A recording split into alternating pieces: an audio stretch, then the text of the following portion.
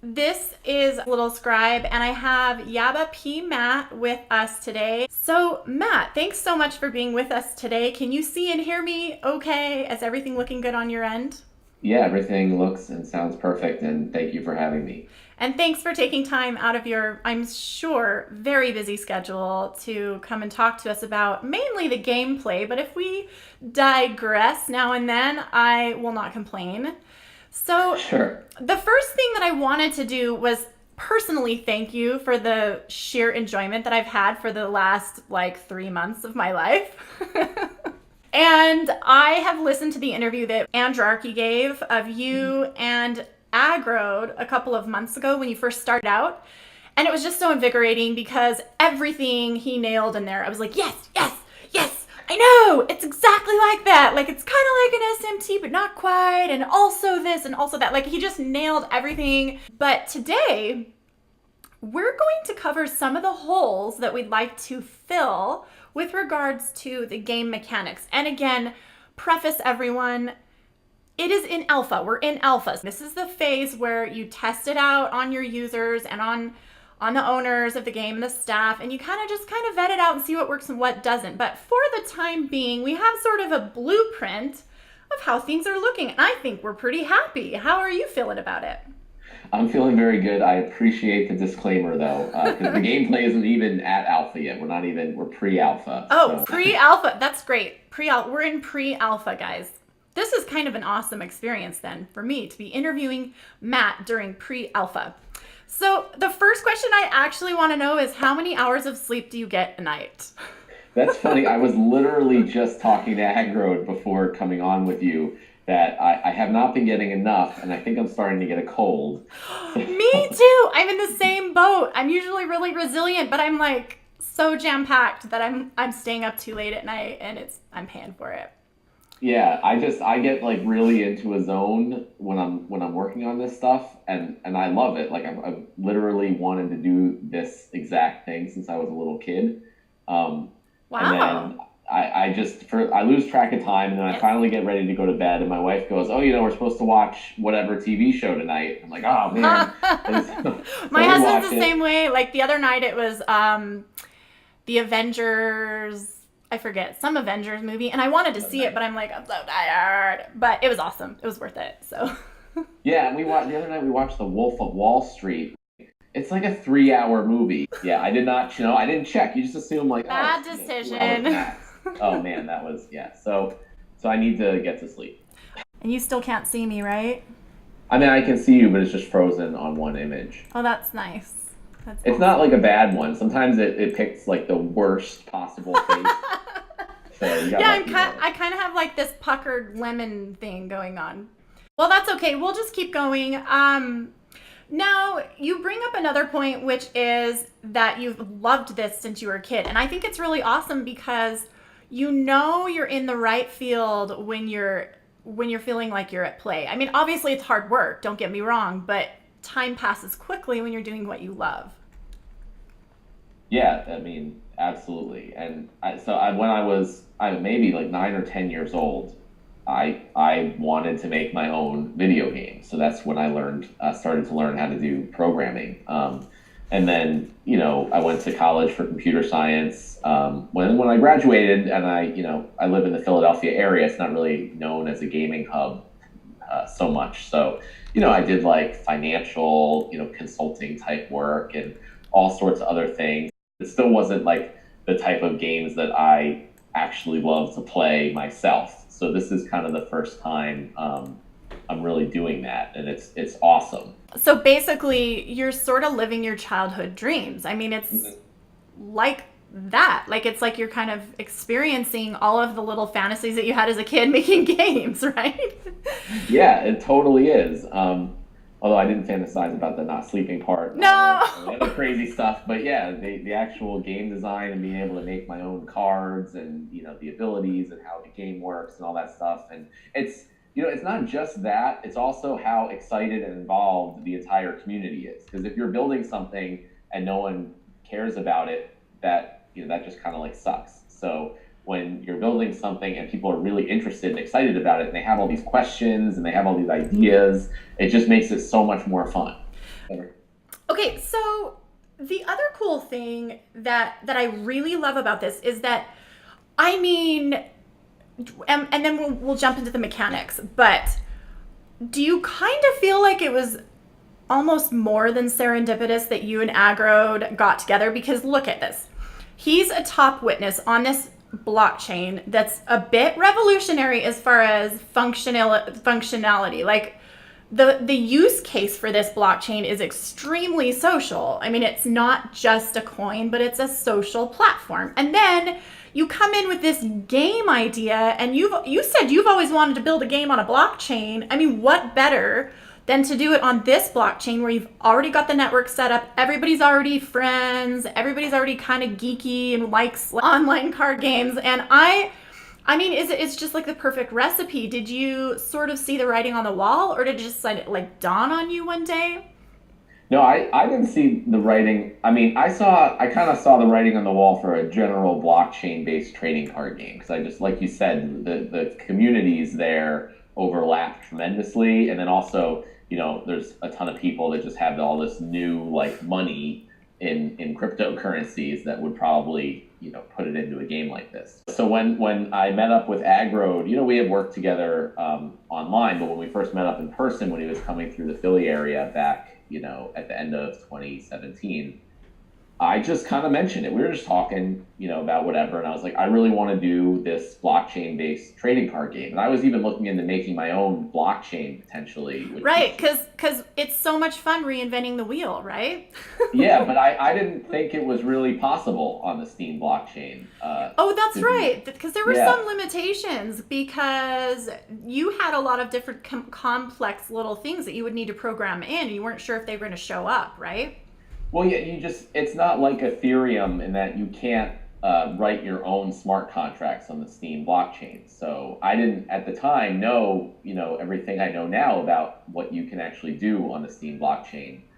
We use what's called soft consensus, which is sort of like having a smart contract layer that runs on top of the Steam blockchain. So And it's that's not where the part of it. 21 top witnesses come in because they really decide the consensus of the blockchain through their. Right. So they decide the core blockchain, which doesn't support anything like Steam monsters or anything like that. So, it's what we've done is we've made the Steam monsters code run on top of the blockchain. So Oh, it's like in addition to what they're doing, which is, something that I only wow. learned about since having started this project. And it's something that I feel like most people really don't understand, and it's really not, promoted or even used that much. But I think it really opened my mind to what's possible on the Steam blockchain. My question is, what does that even mean? Can you layperson that for me somehow? Yeah, I'll try, and I'm not always the best at this. So the idea is like whether or not the blockchain itself, um, validates whether a transaction is correct or valid. So you think about something like Bitcoin. If I tried to send you 100 Bitcoin and I don't have 100 Bitcoin, it's just going to reject that transaction. It's not going to get included into the blockchain. And you know, so on in Steam monsters, I could put a transaction on the Steam blockchain that says I'm going to send you all the gold legendary cards, even if I don't actually have those cards. The Steam blockchain and the top witnesses that are running the code and making the blocks, they don't know anything about Steam monsters or who has what cards or what's a Yeah, valid transaction or yeah. not. So I can publish that to the blockchain. It'll get put on the blockchain and be there. So what soft consensus is means that even though all these transactions will be on the blockchain, it's just the community all agrees that only certain ones are valid and certain ones are invalid So in the which, context of Steam I monsters. mean, which community are you referring to? Did you have to build your own like witness community Yeah, or? so I mean, right now the community is basically steemmonsters.com. And so when I Um, think of that, I think of just like the protocol that you wrote for the marketplace, essentially. Right. So, but the thing is, we basically run, you can call it a node on steemmonsters.com, which takes all the transactions on the Steam blockchain, finds all the ones that are related to Steam Monsters, and says, yes, this one's valid, no, this one's not valid, based on the rules that we have proposed. Okay. And as far as I know, we're the only ones doing that right now. But the idea, since it's decentralized, is that anyone else can do that also. They can run their own Steam Monsters node. Actually, sorry to interrupt, but that would beg the question of because you have people like Steam Peak with Peak Monsters, they're running the same protocol. Asgarth has set that up so that it matches the protocol of the market that you guys have. So wouldn't that be a separate node? Yeah, sort of. I mean, they're relying on our node for the most part to get Okay. the information. They're They're just not like separately like just every witness node on the Steam blockchain. They store their own copy of all the transactions in the history of the Steam blockchain. So okay. Steam Peak, as far as I know, is not doing that. They're relying on our node for that. But they could. And at some point in the future, I hope that lots of people will be running Steam Monsters nodes. Yeah, I see it becoming decentralized. I mean, and I see them taking on another node. And when you have people like 007 who's gifting a $2,000 Frost Giant Gold card to someone, that's extremely decentralizing. And I think that's only good for the platform. I mean, he could have kept that all to himself, but he's a top gold owner and he's going to want to share. He sees the longevity here. Um, Everybody, I want you to welcome Matt to the show. He is the designer behind the actual Steam Monster game, the cards themselves, and how they operate. So in just a minute, we're going to have a little chat with him about the recently released pre-alpha gameplay. And you just put out the stats today. I wasn't expecting that for another few days. And while we're on the subject, a new website rolled out, and the designer was Nate Aguila. So we just have too much to talk about. I can hardly contain myself. Matt is by far one of the nicest guys I have ever met. He's so congenial and so accommodating and so sweet, and yet he's got like this fierce game face. Like this has been his dream since he was a little boy. I just wanted you guys to know that he's not just like some ghost developer in the dark recesses of his like basement. He's just a normal guy with a wife and a kid, and real nice. He's just been wanting to do this for a long time. So Matt, are you there? I don't think we ever got to do a sound check. Do you want to just say hello to everybody? Hey, I'm here. Can you hear me? Yeah, we can. You guys all hear him? Yeah, totally coming through, getting clear. So Matthew, you probably don't go by Matthew, but More syllables. too many syllables, right? Okay, we were talking yesterday about a couple of things. A week ago, Steam Monsters released the gameplay mechanics of the game, and it's all the rave, and it's not just alpha, but pre-alpha. So really, it's just like test stage, and then you guys are kind of like weeding out the little glitches and stuff that isn't working. And so do you have a bunch of people testing it out? Not yet. Really, it's just me and our couple of developers that are testing it out right now. So we're working to get it to a point where we can have a closed test and we can like invite some more people. And then, at some point before the end of September, we're gonna release it to everyone, and that's when like the actual alpha will start. And there'll be a period of a month or so where it's like just the really early days of fighting. Might be buggy, it might be a little unbalanced, and then after that we'll see how it goes and make the appropriate changes. You said the early days of October. Is that what you said? Well, by the end of September, we're going to be getting it out, publicly for everybody. Okay. In the meantime, it was really nice of you to share what you had, because I think it gets us all excited and amped up. And the first thing that I noticed was that as it is a drafting game, meaning you pick your team, like you pick your monsters before they play, and then you set them off to play a battle.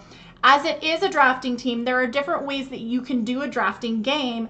And you guys, for the time being, have chosen to simply go with an automated match release. And so basically that means that you start up your team, you put them on the board, and then they play each other until like the last one standing, right?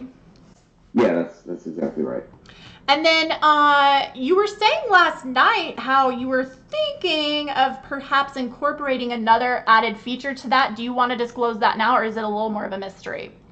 Do you know what I'm talking about? Yeah, no, absolutely. Mm-hmm. Yes. So right now, like you said, and for the initial launch, the plan is that the fighting will be automated. So the actual user interaction and playing the game is really just building your team and seeing how they do.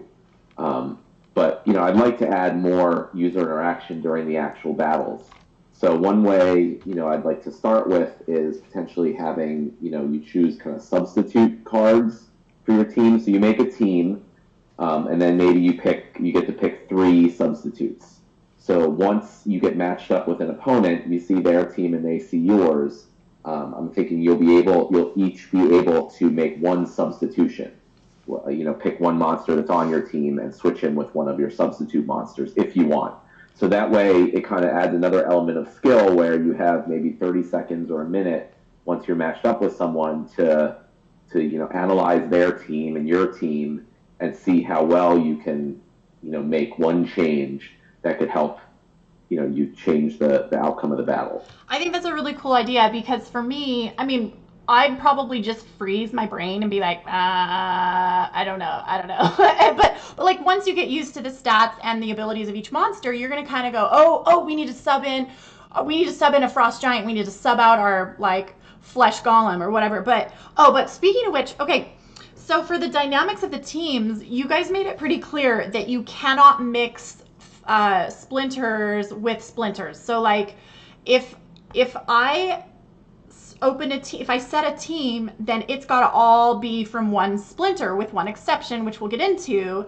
But just for the basic understanding of the game, you guys, the way that it works is your little summoner cards. Every splinter has a summoner, and your summoners will be responsible for summoning the monsters to the battle. And they can only summon monsters within their splinter. So like Alric Stormbringer can only summon monsters in the blue splinter, and so on. So when you summon your monsters and you lay them all out straight, what you're saying is that I say I look at my opponent's team, I've got like a minute, and I can go, oh shoot, I actually don't like my Mischievous Mermaid in here. What I really want is my Medusa, so I could swap that one card out, right?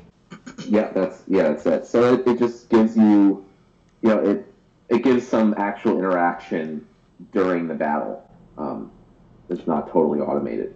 Which automated is cool too, but sometimes there is something to be said for that authentic interaction. But again, really the game at this point is just set up as a pre-strategy. So like when you play football in real life, you don't, you pick who's going on the field and then you sit and watch them as a coach. So it's kind of like that.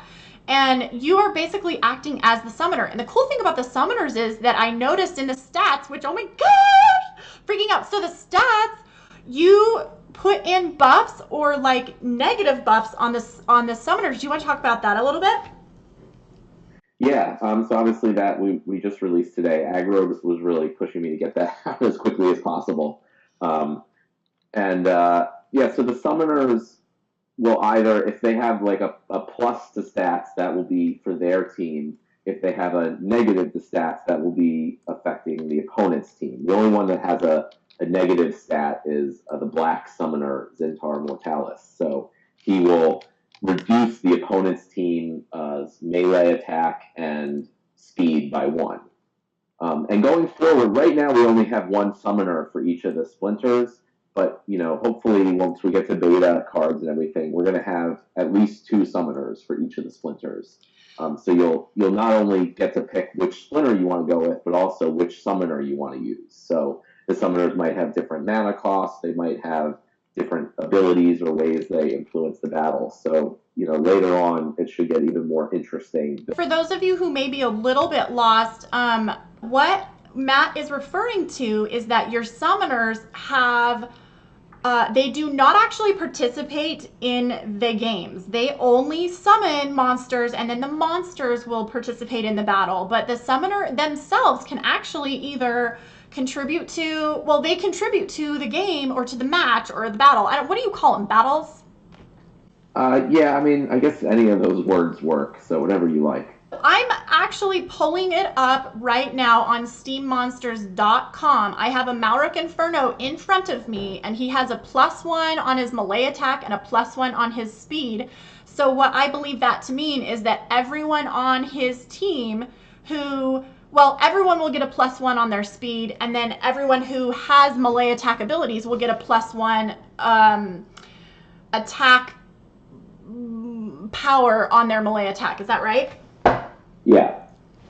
Okay, so guys, here's how it works. Is the monsters themselves have different abilities, and all of the monsters have a fixed kind of stats to them. So if everyone will just head over to the Steam Monsters page, we can take a look at all the exciting new things that are going on. So the first thing you're going to notice is hello, new website. Let's look at that for a second. Yeah, this looks so cool. When I loaded it today, I was like, oh my gosh, it's not just a tiny upgrade. Like, this is insane. It looks amazing. We've been working on it for a while. I love how the cards are kind of flying at you, and the new logo that Nate Aguila designed is so stellar. Yeah, to me, it looks it looks closer to like a like world class game like you would see at like Hearthstone or something. I'm like, wow, I'm really impressed at the really awesome logo and the cool new website design. It totally didn't look good before. I mean, it was just what I could manage to throw up in like the month that I had to work on it, and now No, you know what? it's a success. I'm going to have to argue with you because Chorus Gate and I both loved the old website. It was gorgeous. It was really beautiful, and I kind of miss it. But this one does have the element of a game, like an e-game, because it's got all like different sections and the different things, and it's visually kind of more, it's got more depth to it because you have more information to provide now. But like, obviously you were just tight on time and you got to hire out. We get it, but it was gorgeous before. We're going to miss the old one. We hope we can like maybe make a picture frame of it and sell it on eBay or something. Okay. Yeah, maybe I'll keep a special like old website version around somewhere. Yeah, keep it away. Make like an Easter egg for it. And then, I don't know, like I want to get your signature on it. And I'm actually dead serious and I'm not going to sell it. I'll keep it and I'll put it on my wall. And then my kids will be like, oh my gosh, we have the original Monsters website. See, I feel like eventually you guys will be able to sell like vintage Steam Monsters like t-shirts with the old like logos and stuff too. I know. I have a bag of those sitting in my room right now. This is going to be a discussion we'll have at a later date. Yeah, maybe offline we'll have to chat with you more about that. Yes. All right. Okay, so you guys are looking at the website. It's gorgeous. Let's head over to let's look at Get Packs just for kicks and giggles. Here we go. So this kind of snazzy looking, and ooh, look at the card. Is that the back of the card now? Is that what it looks like?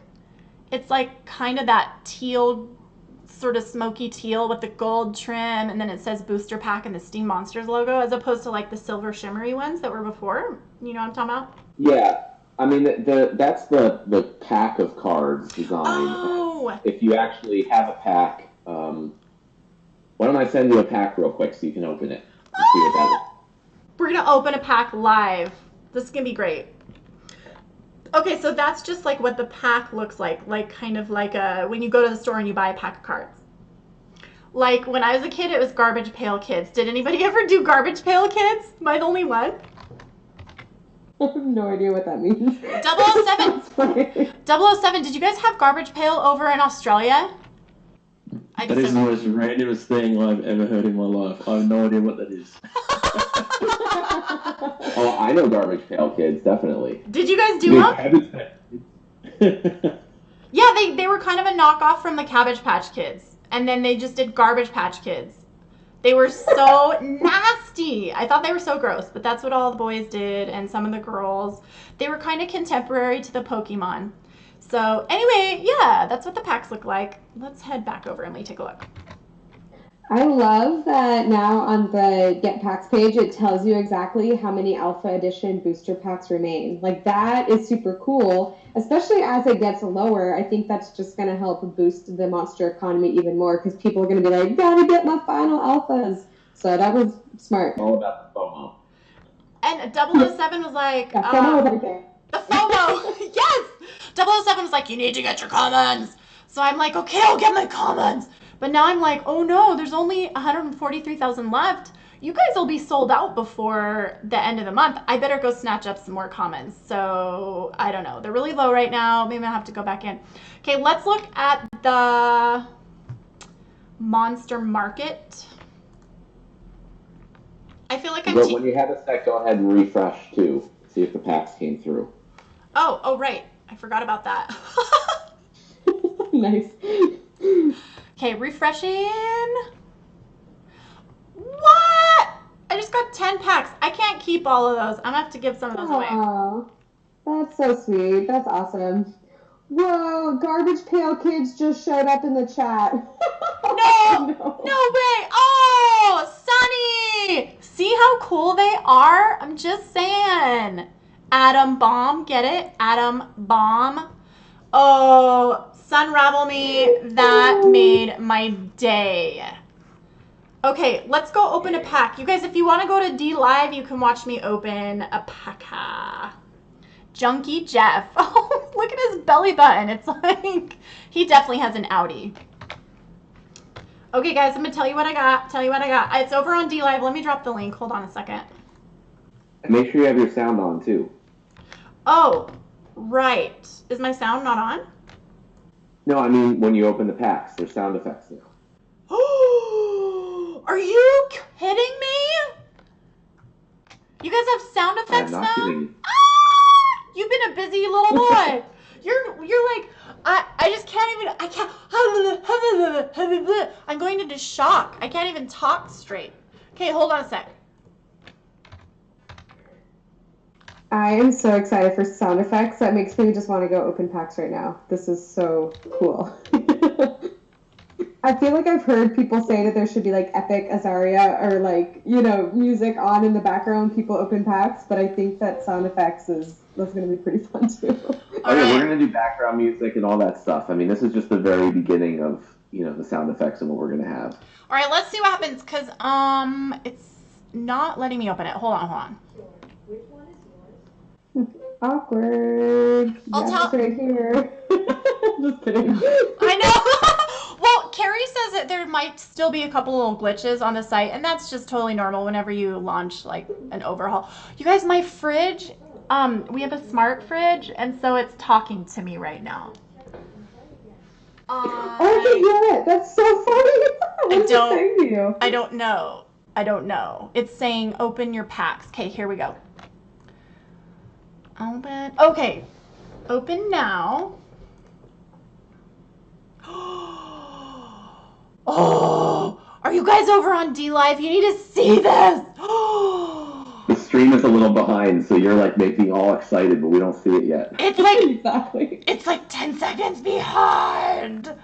And it's so cool. Whoa, these are so cool. They look like Stonehenge cards, and then they have like this gold like emblem in the middle. Okay, here, we're gonna open one. Ready? Ah!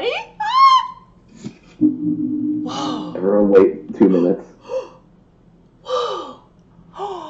Okay, I might just be acting overly excited, but I'm seriously this excited. Like, I feel like, okay, so I have a Serpentine Soldier. That was a Silver Shield Warrior. And notice, because we have all these little stats that I will explain to you in a moment. The Fire Beetle. A Goblin Sorcerer. Whoa! A Pit Ogre. It makes this cool, like, bong sound when it's rare. And I'm sure the Epic and Legendary make cool sounds, too. Okay, Legendary is really great. And gold. I'm going to open one more, because I think I'm going to get a gold Legendary. I think so, too. I'm putting out good vibes for you right now, Little Scrad. Okay, guys, you ready? Here we go. Giant Rock. Silver Shield Knight. Spineback Wolf. Did you guys hear that? That was an epic card, the Magi of the Forest. And that was a rare clay golem. Okay, so let's talk about the Magi of the Forest, because I feel like that's going to give us a really good idea of how the stats work. Does that sound good to you guys? First of all, I feel like we need to mention 007's awesome comment he just dropped. He said if you open a gold legendary, he will give one of his to charity. So let's give all of our good energy to Lil Scribe opening a gold foil legendary. Oh, are you saying I should open another pack? I'm just saying you could try one just in case. I think I'm definitely having you like stop. Yeah, I think I'm gonna save it for later, and we're gonna probably donate them on the show today, because I feel like I just want to donate them all. Let me donate them to Chorus Gate, and then she'll dole them out. Okay, sound good?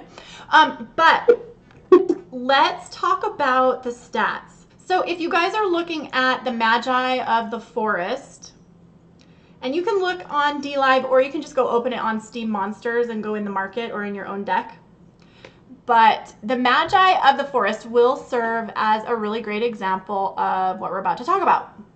Everybody go head over to Monster Market. We're going to talk about it.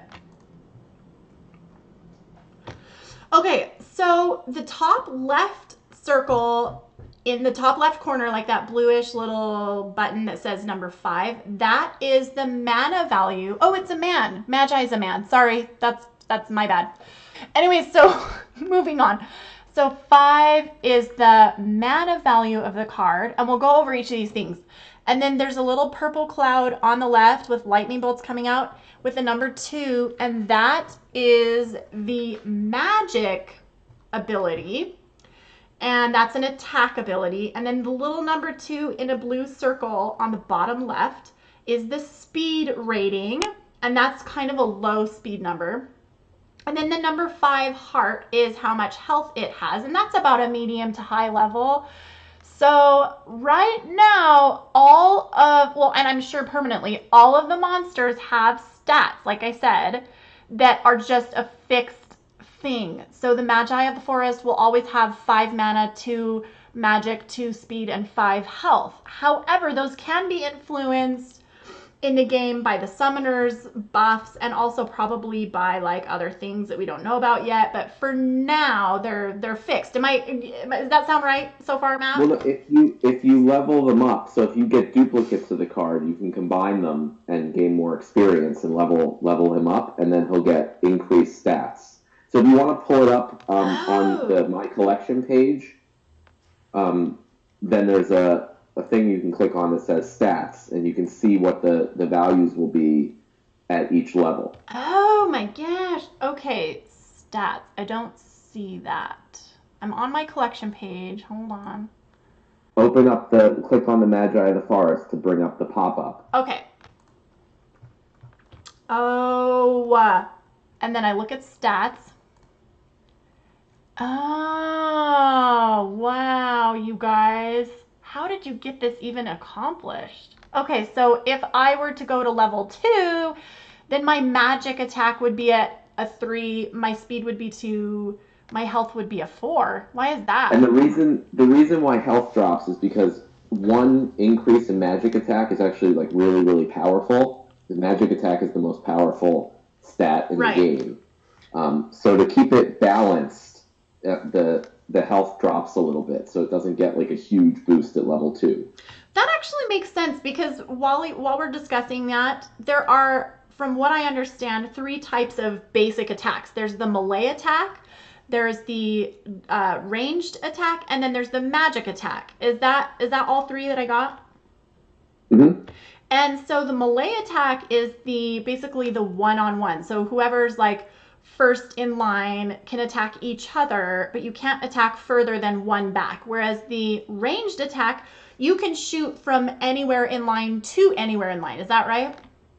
Well, with ranged attack, you can shoot from anywhere except the first position. So you imagine like a guy, like an archer with a bow and arrow, and he's going up against someone that's like literally attacking him with a sword. Right. He's not going to be able to shoot an arrow at that guy. So the ranged attack only can work from back. Like a cannonball or something. Like, of course, you guys really thought this through, see?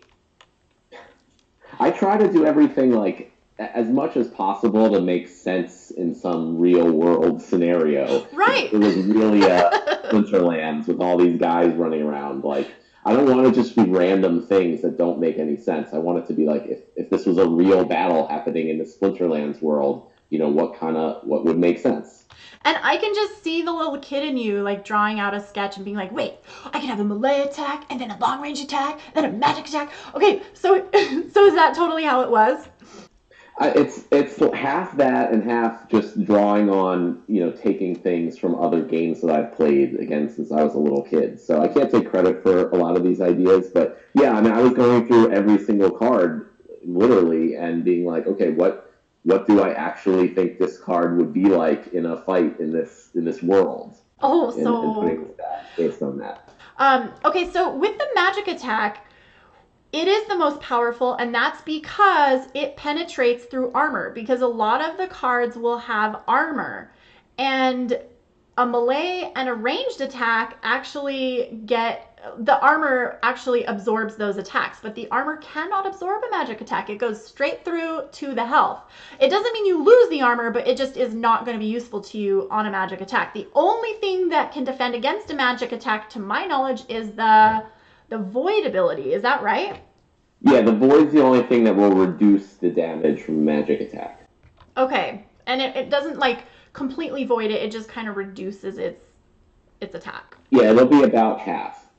One of the things that you were talking to me about last night was the mana, and I was like pretty sure I understood it, but I'm not sure. I'm not sure I do, because there's basically two ways of defining. There's three ways of defining the levels of a game. So there's the level of the actual player, and you level up as you win, right? And then there's the level of the card itself, which, as we can see in the stats, every time they level up in experience, they gain better abilities. And then there's something called mana, which, could you try and maybe explain that again for us?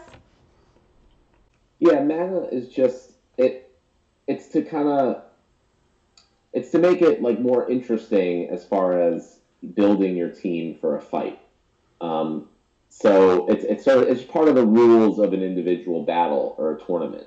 So if there was no limit onto what cards you could enter into a tournament or a battle, then everyone would just pick the cards with the best stats, and it would be boring because you would just always pick the cards with the best stats, and it would just be random. Right. So with introducing the mana cap, now you have to pick and choose your cards more carefully, because you can't just pick all the cards with the best stats because they all have high mana costs. And want to just interject here and say, what you're basically trying to do is you're playing a match that has a specified mana cap. So like 20 or 30, you have to fit your team into that mana number. So like you can't go over it or something. Right.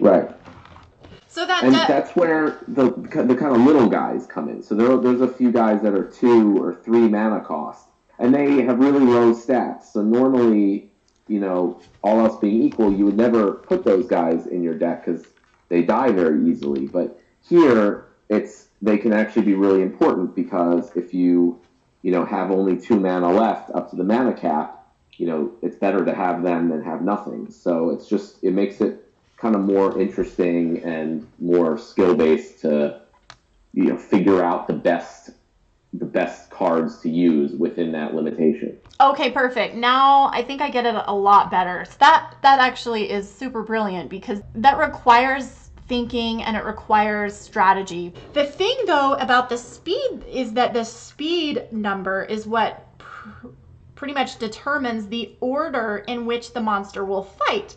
And so the thing you guys have to remember, though, is that it's not the order of the monster itself that determines when it fights. Because you could put a monster in the front and it won't fight until like every other monster on the team has dealt a blow. The monster in the front is usually going to be the one that's like has the most health and can take the most blows, whereas monster in the back might be a lower health or a lower whatever, but they have a more powerful long range or magic attack. So you can decide which order to put them in, but it's the speed at which the highest speed cards are going to be the ones that are taking a turn first. And so my question about that was, if you like with the death summoner, okay, the Zintar Mortalis is the summoner for the Black Splinter. And he has a negative buff, which says that he takes, like you were saying, he takes away a short range attack point and he takes away a speed point. All monsters have a speed point, so that's definitely one you'd want to think about. My question is, if my monster has a faster speed, that means that not only can they fight faster, but they can evade faster. So does that mean that like the other team, if their monster has a slower speed, then I could hypothetically have more attacks or faster attacks on them? Well, you don't get, as long as the attacking monster has equal or higher speed than the defending monster, he'll always hit. with his attack. But if the defending monster has a higher speed, then he has a chance of evading the attack because he's faster. So either way, you're going to take turns. It's always going to be one and then the other team, one and then the other, and one and the other. But if you hit faster, then you have a higher chance of like hitting your target or evading a target. Yeah, so and it might not be, it might not go back and forth. One team goes, another team goes. It's just all the speed of the different monsters. Yeah, that was my question. Like, does it go back and forth like regardless, or does it just depend on the speed? And that was kind of where I was thinking. Yeah, totally just depends on the speed. See, that's cool. I like that. And also in our interview last night, I was saying that for me, it felt a little bit fast. And so I thought it would be cool as a commentator of the games, because 007 and Coruscate and I are going to be covering the games. We were thinking, man, it's a little fast for us to commentate on. And then what was your response? Do you remember? Yeah, we're planning on adding, sort of playback controls. It'll be just like a video. So you'll be able to pause it, hopefully, kind of rewind, go slow, whatever. So you can, take your time, do a couple instant replays, talk about it, or pause it, whatever you want. See, that's going to be so cool, you guys. Did you hear that? Yeah. Instant replay! It's going to be awesome. Yeah, that's awesome. Are you so excited, 007? I know I am. I'm pumped for it. It's gonna be awesome. It looks like Dave McCoy had a question, but Matt already answered it in the text. So way to be on top of things there, Matt. Okay, yeah, sorry. I usually try to just focus and not get distracted by chat, but I got distracted. Well, same here, and I didn't even have it open because I was looking at the monster page. But Dave's question was, if a card has an ability at level 1, like magic reflect, for instance, will it be the exact same result at level 10, or does it get more powerful as the card levels up? And it sounds like what Matt was saying was that those abilities do level up. But one thing that I didn't mention was that the summoner can only summon monsters at or below his or her level. So, and that depends on the rarity of the card. So for example, if my summoner is a level 4 card, and then she summons a level 10 legendary, then it's not going to show up in the game with level 10 stats. It's going to show up in the game with level 1 stats, because the level 4 summoner can only summon a level 1 legendary, I think.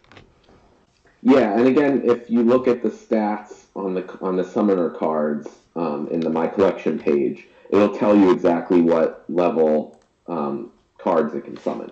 Oh, perfect. Okay, so a level...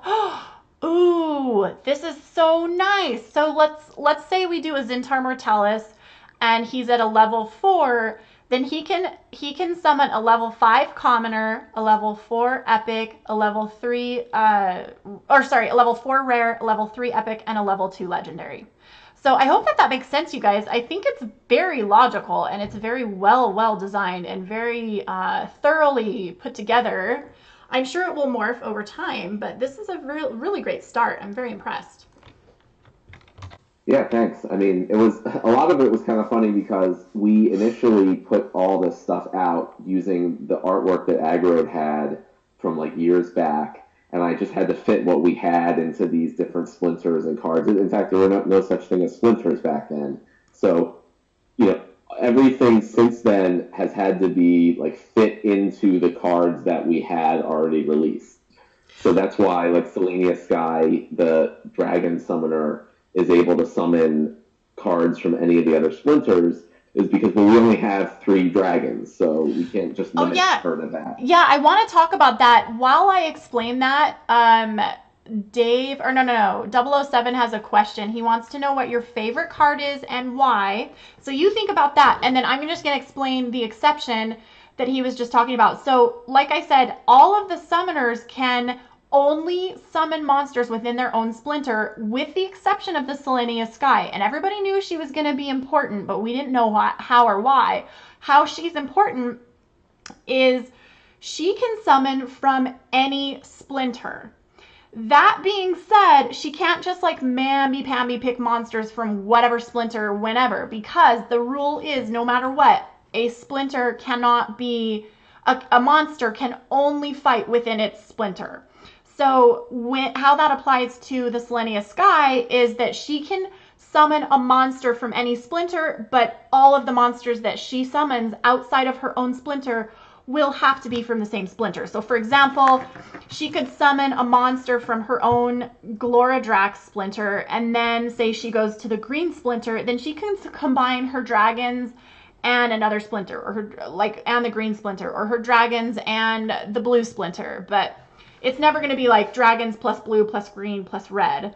I think that's basically it. So basically, if you have a Selenia Sky, you have dragons plus another splinter if you want. Yeah, that's exactly it. And it's just, I was saying we had to like sort of fit that in because that was the cards we had. So, but I think it worked out really well anyway. Yeah, it actually made it for kind of a cool little feature. So did you have a chance to think about your card? I did. I have a little follow-up question. So it's I guess a two-part question. So my favorite card just in general for any reason, I'm going with the Skeleton Assassin. And the reason is really because I, for whatever random reason, started with the Skeleton Assassin when I was first making the stats and just figuring out what the cards do. And he's what, where the sneak ability was born. And the sneak ability is something that's totally unique to this game. I mean, I haven't seen it in any other similar games that I've ever played. And it's one that I came up with. So, I have a personal attachment to the Skeleton Assassin for that reason. And by the way, you guys, when he told me that, I kind of think of Matt as a Skeleton Assassin, because he just sort of snuck in and pummeled us with all of this cool stuff without even a blink of the eye. I mean, this just has hit so fast. It's only been 3 months and you guys are already a full-fledged online tradable game on a blockchain, and it's just bananas. So I think you're our favorite Skeleton Assassin in that regard. Nice. I mean, there's definitely worse cards I could be. As long as I'm not a kobold miner, I think I'm okay. Yeah, you're probably going to be okay. Yeah. And then as far as the actual gameplay from the testing I've been doing, my favorite, I think, is the Angel of Light. It's just a really cool card. It's the only legendary that's a low mana cost card. And it doesn't have any attack at all. So totally passive. But a whole bunch of different abilities, and especially at max level, has the Resurrect ability. It's the only card in the game that has that ability. In fact, that ability was added just for that card specifically. And it's really a game changer there. So. I think she's one of Coruscate's favorites. When I think of the Angel of Light, who I think of is I think of the queen on a chessboard. Doesn't really do a whole lot, but when she does, it's the most powerful player because she can go in any direction. Yeah, she kind of hangs back and waits. Yeah. So Matt, thanks so much for coming on the show today. I feel like we could just pick your brain for hours. We just have only a limited amount of time, and I'm sure you do too. But this has been such a sheer joy. If anyone else has any questions, get it while it's hot, because we're going to move on to the fiction section and read The Haunted Spider. Can I do a quick announcement and link drop before the reading? Yes, please do. Yeah. What's up? So today is my 1-year Steam anniversary. I signed up for my Steam account August 29th last year. Wow, happy birthday! Happy birthday. Yeah, we're going to sing. Just kidding. Let's sing. No, we're going to sing. Ready? Go. Happy birthday, to you. Happy birthday to you. Whoa, set it on a little scribe. It was I was trying to be Marilyn Monroe and JFK, okay? Okay, so what's your... Somebody thinking of kids. There's kids present. Sorry, we cut you off. So it's your 1-year anniversary. No, that was totally worth it.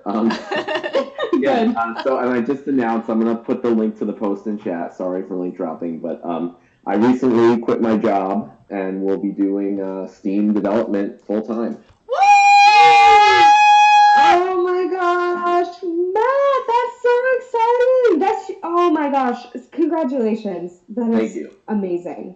It's a little nerve wracking. My wife is a little nervous also. But, You know figure that what? out. I am so excited for you. That is wonderful news. I think that just bodes so well for the times to come. And I think it's just only going to get better for so many more people. Thanks to you and Agrode and all of the awesome contributors to this blockchain. I think it just frees up so much for the rest of us. I mean, I wouldn't have this show. We wouldn't be able to hang out with Chorus Skate and 007 and all the fun things we did do if it wasn't for you and your job quitting. Don't tell the rest of the people I work with that. Okay, I won't. So I feel like it's time for like a really shameless plug for Yawama and Agro. But if you are not voting for them for Witness yet and you love Steam Monsters, go check that out. Make sure that you're voting for those guys as a witness. It really does make a difference. And if you're not sure how to vote for a witness, if maybe that's something you've ever done before, let me know. I'd be happy to show you. It's super easy to figure that out.